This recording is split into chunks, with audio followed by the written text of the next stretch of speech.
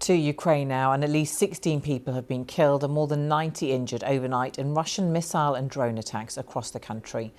9 people were killed in the southern port of Odessa. 4 died in missile strikes on the capital Kyiv, including a 12-year-old child. Another 3 were killed in Dnipro in central Ukraine. In several parts of the country, people have been left without electricity following Russian attacks specifically targeting Ukrainian energy infrastructure. Our correspondent in Kyiv, Sarah Rainsford, has more.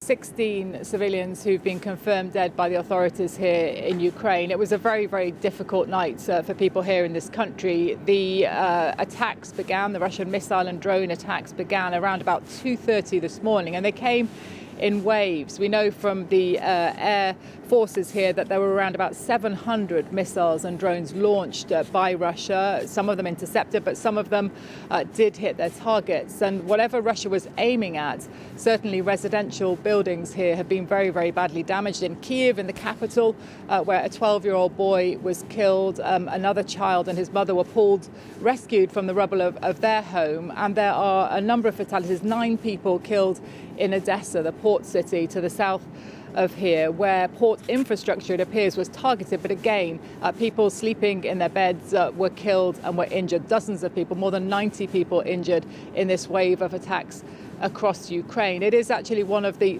worst nights in terms of fatalities for some time. I think going back to around November, the last time that so many people were injured or killed here. So a real reminder that whilst the attempts to end this war through talks, through peace negotiations led by the United States have stalled because the US is so heavily focused on the Middle East, the deadly attacks on Ukraine do continue, and it is still very much, if you like, war as usual here in Ukraine, and no end really of an end, no sign really of an end to it here. The foreign minister here calling about a massive terrorist attack. He's saying that these attacks cannot be normalized.